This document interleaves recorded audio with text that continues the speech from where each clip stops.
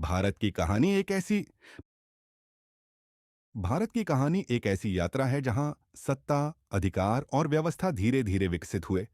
राजाओं की पूर्ण शक्ति से लेकर आज के संविधान तक, जहां हर चीज आर्टिकल्स के माध्यम से जुड़ी हुई है।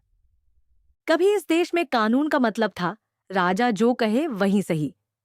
मुगल काल में जैसे अकबर शासन करते थे, व्यवस्था थी, लेकिन जनता के पास लिखित अधिकार नहीं थे।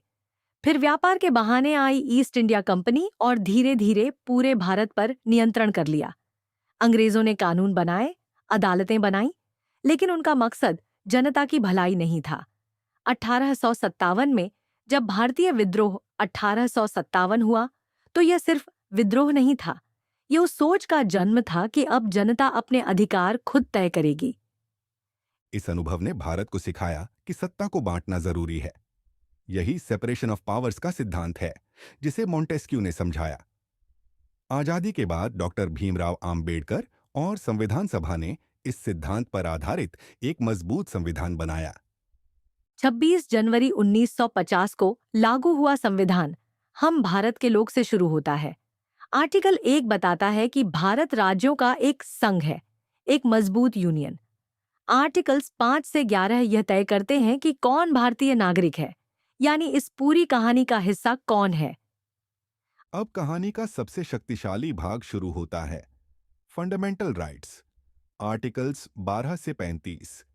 पहले जहां कोई राजा भेदभाव कर सकता था, अब आर्टिकल 14 कहता है कि सब बराबर हैं। आर्टिकल 15 और 16 सुनिश्चित करते हैं कि धर्म, जाति या लिंग के आधार पर भेदभाव नहीं होगा और सभी को समान अवसर मिलेगा। आर्टिकल 17 छुआछूत को खत्म करता है। ये सिर्फ कानून नहीं बल्कि सामाजिक बदलाव की क्रांति है। आज जब आप सोशल मीडिया पर अपनी राय रखते हैं, तो आप आर्टिकल 19 का उपयोग कर रहे होते हैं, अभिव्यक्ति की स्वतंत्रता। लेकिन यह पूरी तरह असीमित नहीं है।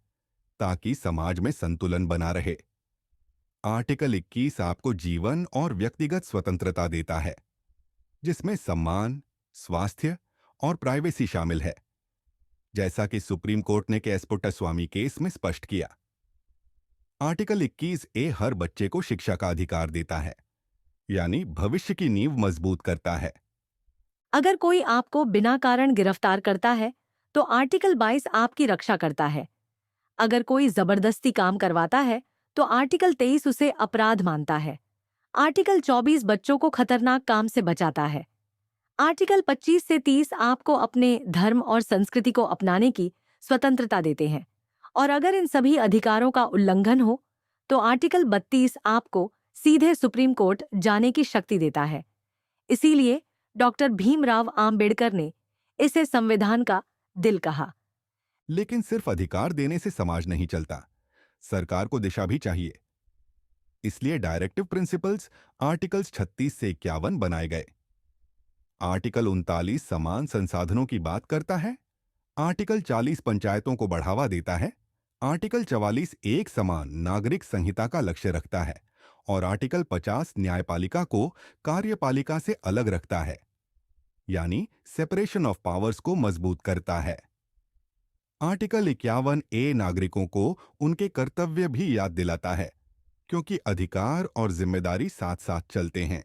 अब इस पूरी व्यवस्था को चलाने के लिए सरकार की संरचना बनाई गई। आर्टिकल 52 राष्ट्रपति को स्थापित करता है, जबकि आर्टिकल 74 और 75 बताते हैं कि असली शक्ति प्रधानमंत्री और मंत्रिपरिषद के पास होती है। आर्टिकल 79 संसद को स्थापित करता है, जहां आर्टिकल 80 और 81 के तहत राज्यसभा और लोकसभा मिलकर कानून बनाते हैं। आर्टिकल 110 मनी बिल और आर्टिकल 112 बजट की प्रक्रिया बताते हैं, यानी देश की आर्थिक दिशा भी यहीं तय होती है। न्यायपालिका को संविधान का रक्षक बनाया गया। आर्टिकल 124 सुप्रीम कोर्ट को स्थापित करता है। आर्टिकल 131 उसे केंद्र और राज्यों के बीच विवाद सुलझाने की शक्ति देता है। आर्टिकल 136 स्पेशल लीव पिटीशन की सुविधा देता है। आर्टिकल 141 उसके फैसलों को पूरे देश में लागू करता है। और आर्टिकल 142 उसे पूर्ण न्याय करने की शक्ति देता है।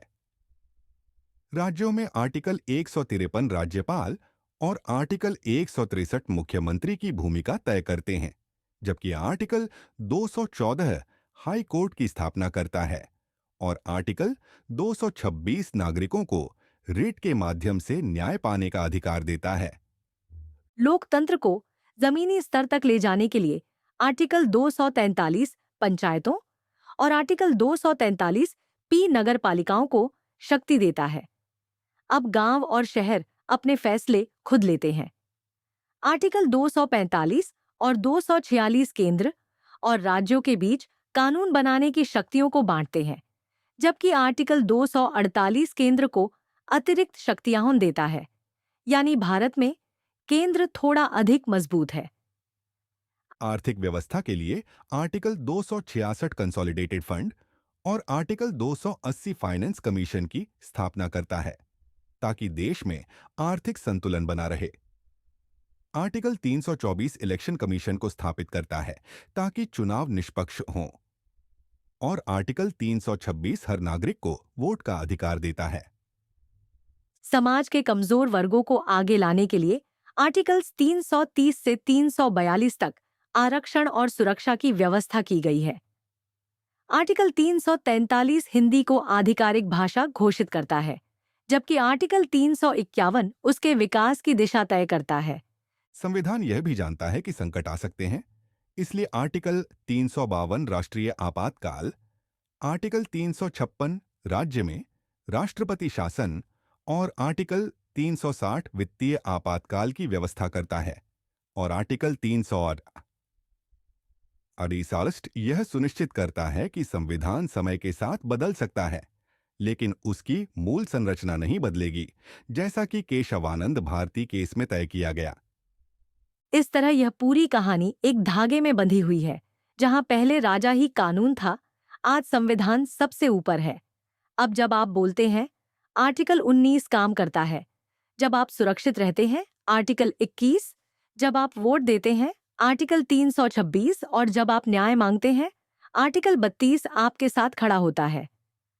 अंतिम पंक्ति, यह सिर्फ कानून की कहानी नहीं, ये उस भारत की कहानी है जहां हर नागरिक की आवाज, अधिकार और भविष्य संविधान से जुड़ा हुआ है।